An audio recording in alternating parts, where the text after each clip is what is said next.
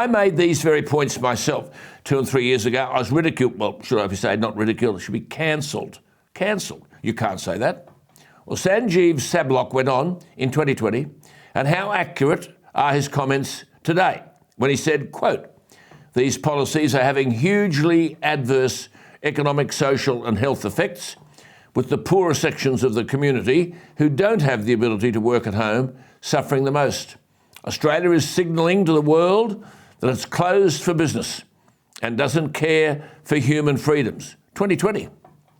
He further added, and I've been saying this for months, quote, "The whole thing hinges on the scare created by politicians and health professionals." He said, for instance, Victoria's Chief Health Officer, Brett Sutton, claimed it is, quote, "the greatest public health challenge since the Spanish flu."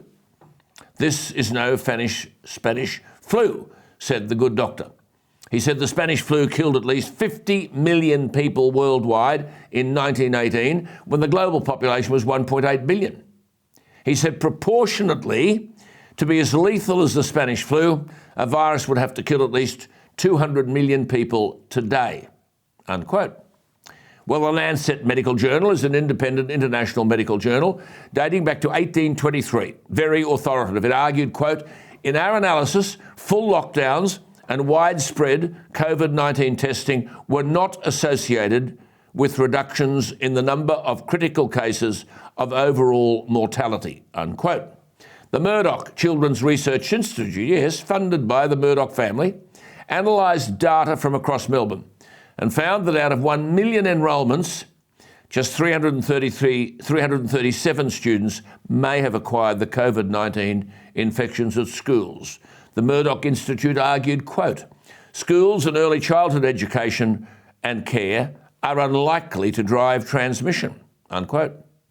Roger Coops from the American Institute of Economic Research, I could quote hundreds of these people, but he has written, quote, "The mask mandate idea is a truly ridiculous knee-jerk reaction and needs to be withdrawn and thrown in the waste bin of disastrous policy along with lockdowns and school closures," unquote.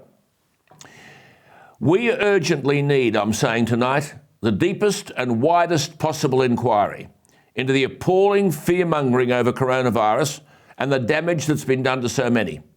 R.J. Smith is a prominent American author who wrote, and I quote, "There is a disaster afoot, but it's not the COVID-19 virus. It is the putative remedy, a fact we'll not appreciate until it's too late," unquote. Well, here we are.